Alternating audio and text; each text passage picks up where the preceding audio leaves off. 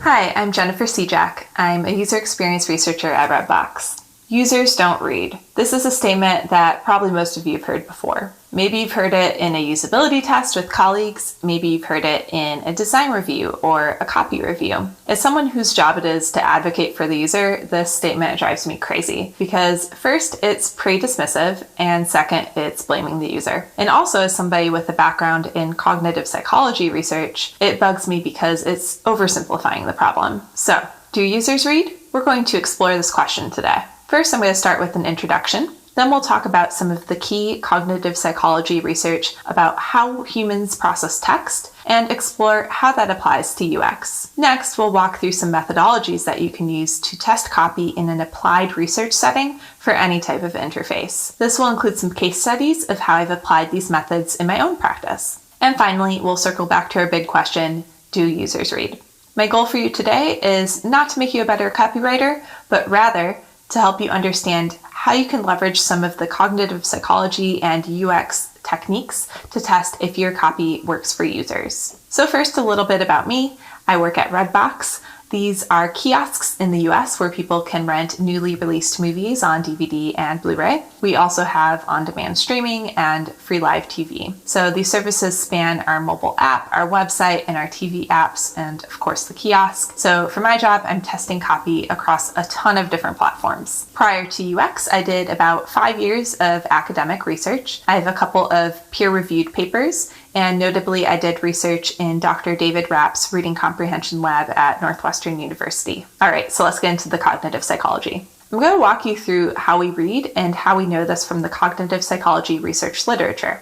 Before we hop into this, I want to clarify that in the cognitive psychology literature, the term text is typically used, and in a UX setting, the term copy is typically used. They essentially mean the same thing. So there are a lot of parallels between cognitive psychology and UX research. Cognitive psychologists are focused on understanding the mental process. So they observe behavior to understand what's happening in the mind and why it's happening. And then they take that a step further to understand how it is happening. So what's the mechanism? So here's how information processing works. Our minds receive input from the environment, then we process that environmental input, and then there's some sort of output behavior. As UX researchers, we also observe behavior to understand the why. So there's a lot that's going on when we read. And this is a diagram from the researcher Daniel Willingham on reading comprehension. This specifically outlines reading comprehension in the mind. So this is kind of crazy. You might feel overwhelmed. Let's break it down. So reading starts with the visual input. So you're consuming symbols that are like the code for spoken language. And you consume those symbols, which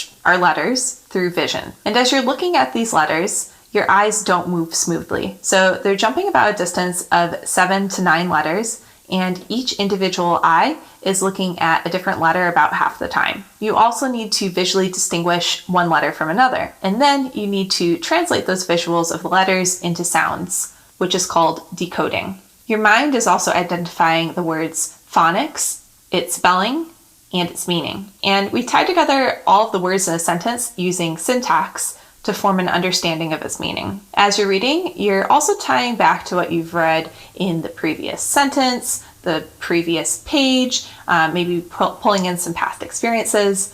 You're bringing all of this together to get the gist of the text. So what factors influence reading comprehension? I'm going to talk about 4 factors here that are often discussed in the cognitive psychology literature, but you'll see how they marry up nicely with the things that we also think about as UX professionals. So first, I'm going to talk about how our brains process text in general. Then we'll talk about how the context of the copy comes into play. And then we'll talk about the environment, and finally, individual factors. All of these factors can help us understand how and if users read. So first, how do our brains process text? I'd like you to take a moment and read this word in your head. What comes to mind? So you may have pronounced the word cat in your head when you saw this on the screen. Reading is rooted in speech, and writing is how we record our speech. You may have also pictured something like this. So you have a mental representation of what a cat is. A mental representation is an observable internal code for information. When you're reading, you might not even be conscious of these mental representations, but surely what you know about cats is going to help you comprehend a sentence about cats. When you read the word cat earlier, there were other concepts in your mind that were also activated. This is oftentimes unconscious. We store words not with dictionary definitions, but rather with connections to other words. So the circles in this image represent mental concepts, which are like the nodes in the network. The nodes are connected by the lines in the image. When you activated the mental concept for cat earlier, this in turn may have activated concepts like fur, animal, boxes, sleep. And this might remind you here, as you're looking at this, of a mind map that we use in UX. So we use mind maps a little bit differently and in a different context, but it's also demonstrating association-based thinking, which is what our mind does as well. So let's go back to that diagram from earlier. So when you read the word cat, I mentioned that you may have heard the word cat in your head. And we also talked about how you activated the mental concept of a cat. Sound and meaning are separate in the mind, but they work together. Now I'm going to show you a couple of examples to demonstrate how our minds process text. You can still read this even though there are different uppercase and lowercase letters in non-standard places. You are also able to distinguish that all of these symbols are a B, even though they're different fonts. So you can still read the letter B if it's italicized, bold, uppercase, lowercase, different sizes, different colors. Our ability to identify words despite all these different possibilities is called the invariance problem. So our brain needs to be able to recognize which aspect of a word does not vary. So the sequence of letters. And even though there's lots of possible shapes that the letters can take, as we can see with this example here, our minds are able to ignore the irrelevant variations in character shape and notice the relevant differences. So when you read, you saw the letters that made up the word, and then you translated those letters into the word's sound and meaning. Here's another example. Can you read this? You probably didn't notice that the C and the E were actually the same character.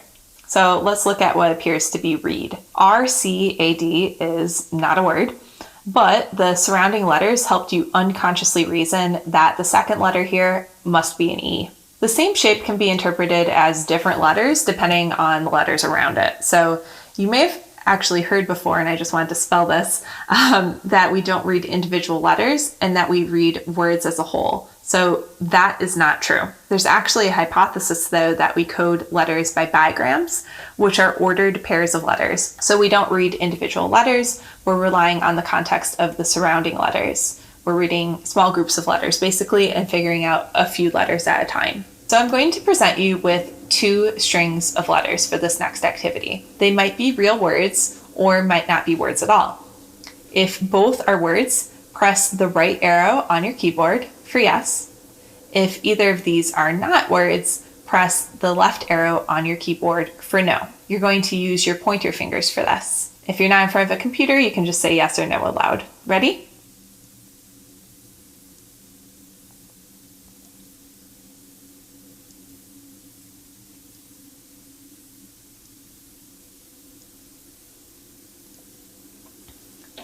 So, you likely tapped yes more quickly when you saw a pair of commonly associated words compared to pairs of commonly not associated words. So you probably tapped more quickly for bread and butter than you did for door and doctor. This is actually a pretty famous cognitive psychology experiment and is showing priming and how concepts are associated in our head. So bread and butter activated more quickly because those concepts are associated. So the meaning of a word becomes somewhat activated in your mind, and then the sound and the spelling of that word are also being activated.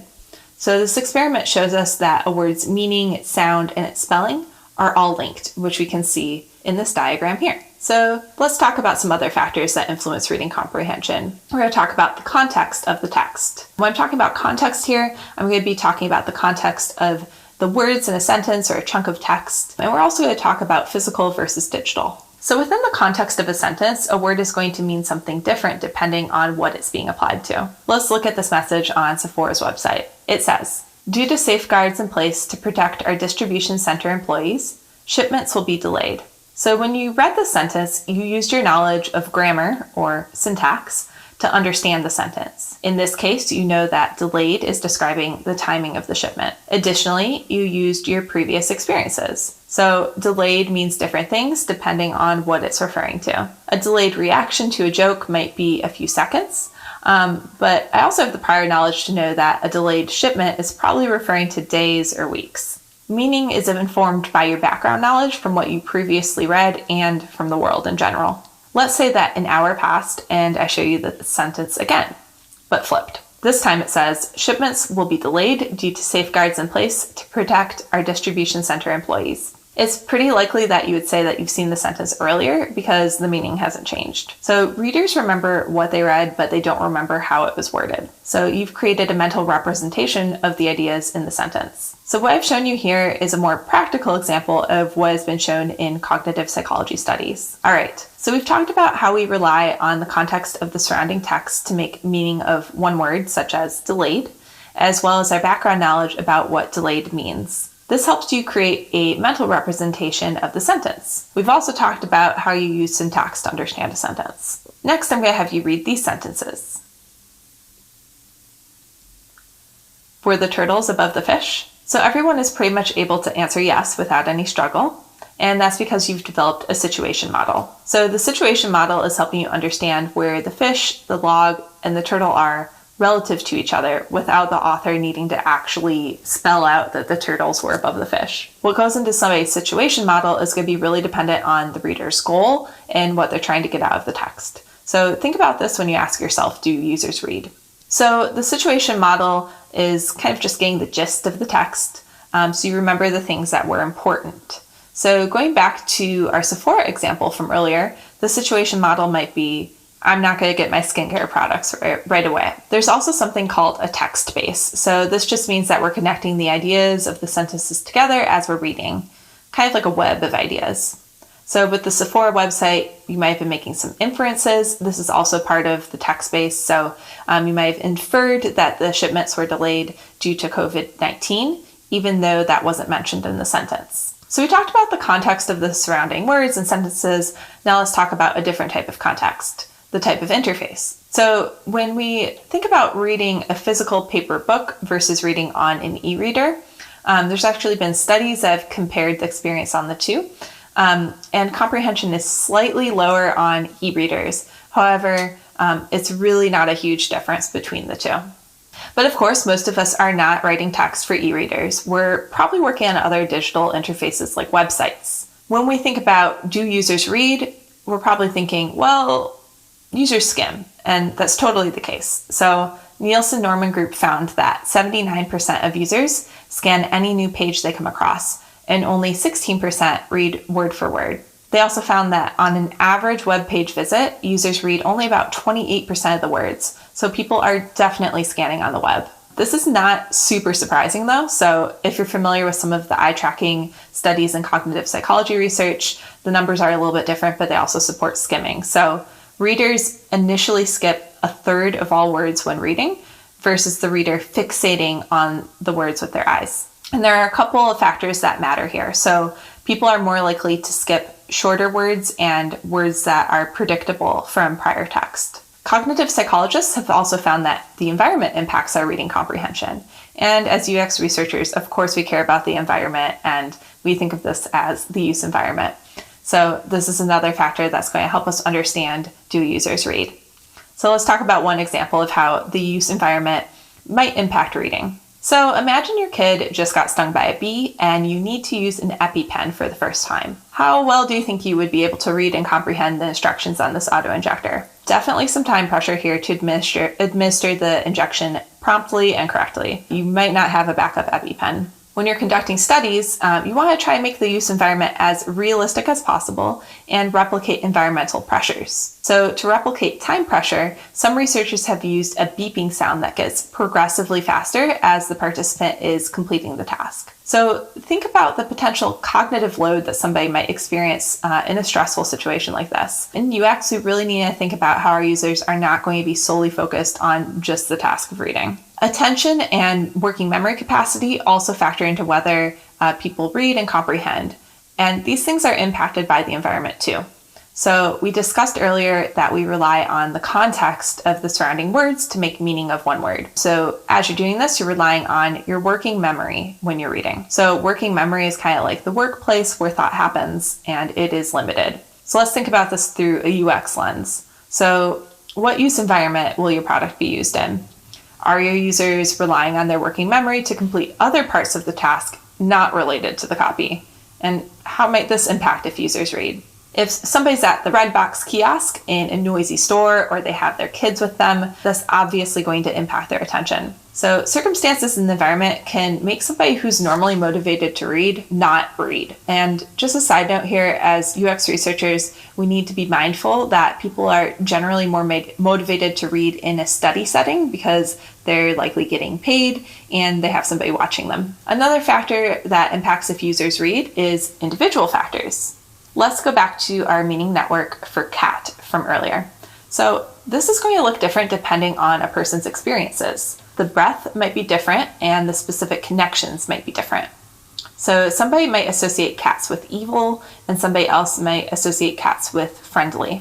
If you've never heard the word cat or ever seen a cat, you're not going to have a mental representation for what a cat is at all. Now relating this to UX, your users obviously have all different experiences, and this is why we recruit representative users for studies. We're thinking about people's experiences and background knowledge and how that's going to impact their experience with our interface. User groups also take people's varied experiences into account. So in addition to your users' background knowledge, there are also individual differences in literacy or reading level. What's more important though in determining if a user comprehends the text?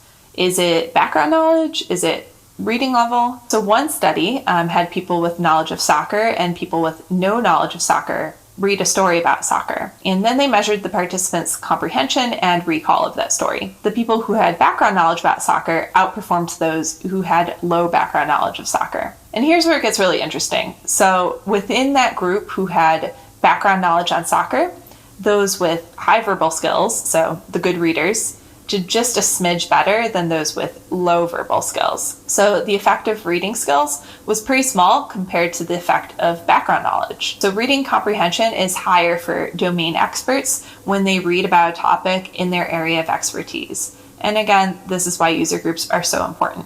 Background knowledge might also include the reader's interest in a given topic. So a study by Nielsen Norman Group found that users only have time to read 28% of words on the web, but if that content is interesting to them, they sometimes actually will read the content. Another difference is how individuals differ in their attitudes towards reading in general. So some people are like, I absolutely hate reading, and other people want to soak up every word. And you've probably seen this in your own studies. So again, individual differences in interest and attitudes are going to impact if users read. Motivation and goals are some additional individual factors that vary. There's something called the expectancy value theory of motivation. So your motivation to choose whether to do an activity is based on two things. So first, if you do the activity, in this case, reading, how valuable is that outcome going to be? And second, if you complete the activity, how likely do you think it will be that you'll get that outcome? So in our EpiPen example from earlier, the motivation to read the instructions is probably pretty high. If you read them, that outcome of a successful injection would probably be valuable because you're going to be saving somebody's life. And if you read the instructions, you probably feel like you'll be able to confidently get that outcome of a successful injection. On the other hand, you're probably not going to feel as motivated to read the instructions on a package of Pop-Tarts. Probably feel like you'd be able to still accomplish your task of toasting the Pop-Tart without reading that. So if somebody's reading your copy, it is to accomplish a goal. So before you get into testing any specific copy, it's really important to understand who that copy is for. And this will be something that you can also do, across studies as well. It doesn't need to happen all at once. So make sure you do your homework through user research to understand your users' goals. So we talked about how the environment can impact attention and working memory capacity, and subsequently how that might impact if users read. Attention and working memory are also going to vary depending on the person.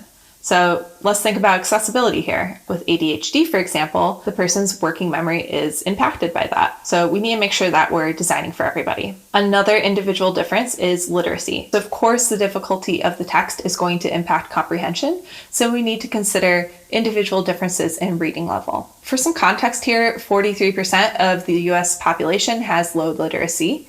And the biggest difference between low and high literacy users is that the lower literacy users can't understand a text just by glancing at it. So they need to read word for word and often spend more time trying to understand words that have more than one syllable. So how does this translate to UX? So you should generally be shooting for a 6th grade reading level with your copy, But again, you should be testing with your users to really understand if the reading level you've chosen is appropriate. So we've discussed some factors that impact if users read and what impacts their comprehension. Next, we're going to discuss ways that you can learn if users are reading your copy and whether they're understanding it. Cognitive psychologists test copy the same way we do. All the methods that we're going to discuss originate from cognitive psychology. These methods have been shown to be effective in measuring reading comprehension, and cognitive psychologists have been using them for a long time, so they know they work. We have adapted these techniques for UX to test designs in an applied setting. As we go along, you'll notice that the methods for testing copy are the same methods that you're already using to test designs. So this stuff is not too complicated. You're probably already doing it. However, I'm going to help you feel confident in modifying these methods to really focus on copy. We're going to start with the really familiar and then work our way up to the less familiar. Usability tests with Think Aloud is probably something that you're familiar with, and these studies are great for identifying just copy issues in general in an interface. You might not know this, but Think Aloud is actually a common method in cognitive psychology as well. So one way that this might be used is to identify indicators of learning, for example, as somebody's thinking aloud. The psychologists then quantitatively analyze these qualitative responses that they've coded. In UX, we're probably working a little bit more scrappy and quickly with our Think Aloud studies. If you're conducting your UX study with a focus on copy, I'm going to give you some things to think about. So first, what language is your participant using? So you can learn a lot about the right words to use in your interface based on how your users are thinking aloud. An example of this is the term that we used to use at Redbox, which was pre-rented movies. And from a Think Aloud study, we saw that participants were kind of stumbling along as they got to this word, and then they kind of reasoned aloud, oh, this must mean used movies. And we eventually changed it to that. It's also important to observe if there's any information that the participant is looking for that they can't find in the interface. So this would be identifying then a knowledge gap. You can kind of cover these knowledge gaps through FAQs, for example, or maybe you're more explicitly stating the information in the interface. It's also important to ask participants what they would expect to happen next to just make sure that your copy is setting appropriate expectations. If you wanted to test a lot of copy and you need to refine it, one way to do that would be through a worksheet kind of earlier on in your process. And you could do this with different Google Docs for each participant. At Redbox, we used worksheets when we were developing our principles for our design system. And this is something that we did with all different groups, and we had people use smiley faces and frowny faces and neutral faces to indicate which of the principles resonated or did not resonate with them. And we encouraged people to cross out things that didn't align with their values for the design system or reword things that they felt, needed to be phrased differently. So there's a ton of variations that you can do with worksheets. So you can have people, cross out things or circle things that are clear versus not clear, things that make them feel confident versus not confident. You can have them highlight in different colors. So green for good, red for bad. So it really just depends on what your objectives are. But don't forget to ask your participants follow-up questions to understand the why. Let's say you want to understand which specific word or word order works best.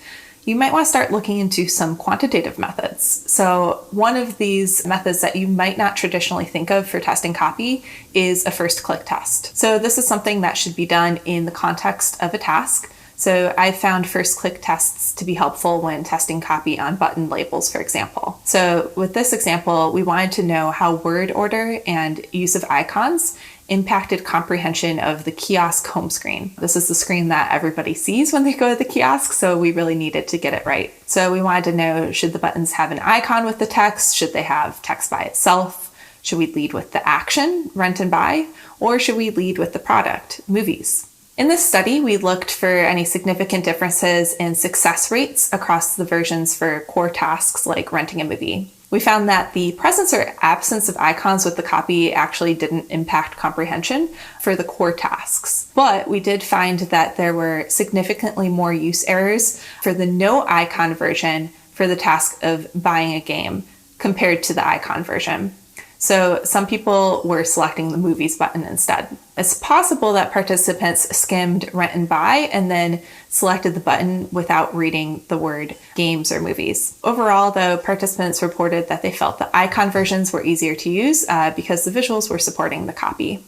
You can also do tree tests and card sorts to test copy as well. Same principles here as your think aloud. So with your open card sort, what terms are your participants using for their categories? You can then validate those labels with a tree test. Cognitive psychologists also do card sorting to understand how people categorize information as well. Comprehension surveys and questionnaires are also used widely in UX as well as in cognitive psychology research to assess reading comprehension. So first I'm going to talk about how you could maybe do this qualitatively. Questionnaires are great for testing instructions for use or quick start guides. Maybe you want to see if your participants understand the do's and the don'ts, things that might be more difficult to capture in a task. So an example of this might be, where should you store this medication?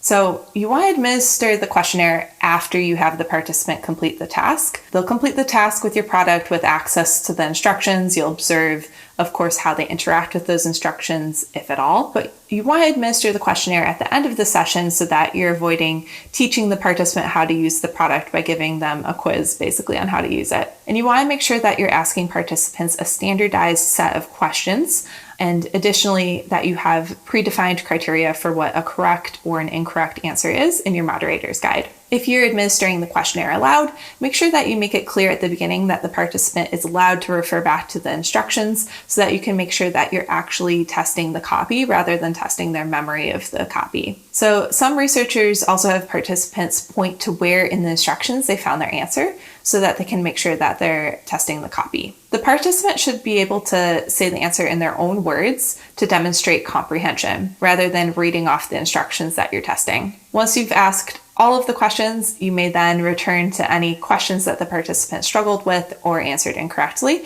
to understand kind of the root cause of that confusion. So it might be a noticeability issue, it might be the particular word that you used, it could be the order of words, variety of things here. So again, it's really about the why to improve the comprehension of instructions. And this is just one example of how you could use a questionnaire to test copy. You could also do a survey with a quantitative sample size. So this is something that we've done at Redbox with marketing copy. One challenge that we had was how to best communicate an offer to customers. And for this test, we were only interested in if the copy could stand on its own. So we did not test this in the context of the designs. We did a between subjects approach because we didn't want success on later copy versions to be impacted by the learning effect. And we showed each participant one copy version, and then we gave them a multiple choice question to assess their understanding of what was included in the offer. We also included some open-ended questions to help understand what participants found confusing.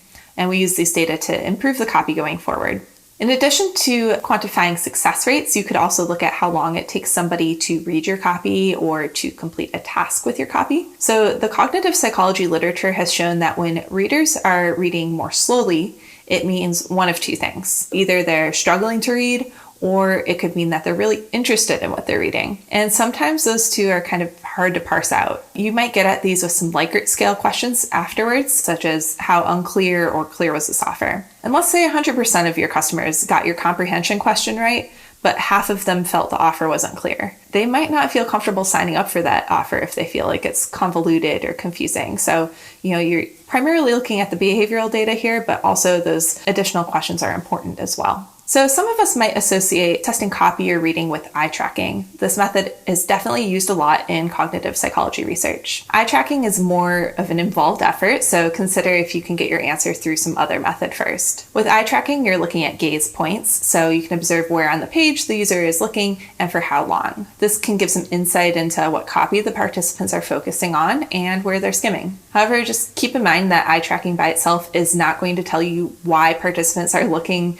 at a particular spot on the page or why they're looking at the copy. You need to ask them. So just make sure that you're not asking the participant questions as they're reading the page, because this is obviously going to skew your data. Going back to our question of do users read, keep in mind that just because the participant was looking at your copy, it doesn't mean that they were actually reading it.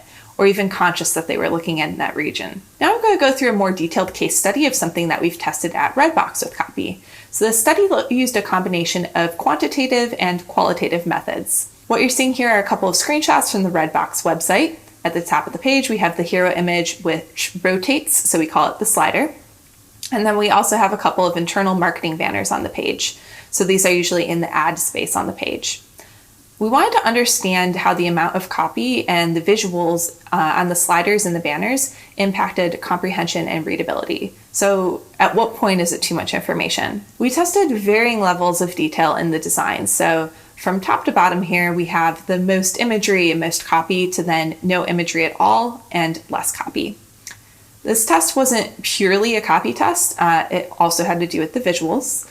If you wanted to do a test like this, but only cared about copy, you would keep the visuals the same across designs and then only test variations in the copy. So participants interacted with one version of the sliders and the banners in the context of the Redbox website, and they had the realistic task of imagining that they wanted to find a movie. After they did that, we asked them to click what stood out to them most on the page, and then we had a distraction task. Distraction tasks are a common approach in cognitive psychology studies, so you have the participant do something completely different, like answer a set of math problems before going back to the thing that you're testing.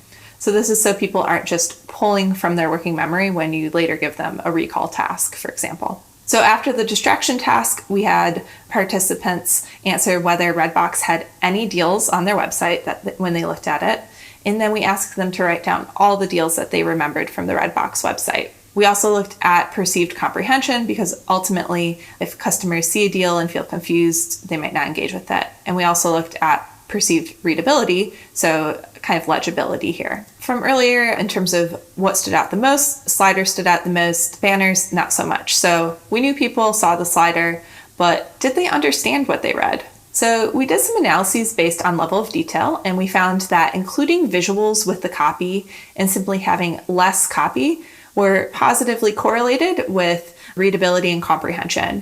And this was even more pronounced with the banners than with the sliders, which makes sense because more copy in that small of a space is probably overwhelming. So overall, including visuals with fewer words was easier to read and comprehend. And these findings helped our marketing team better communicate with their stakeholders about what kind of information and what level of detail was best for customers. So there's a lot of different ways that you can test copy. I only touched on some of them here.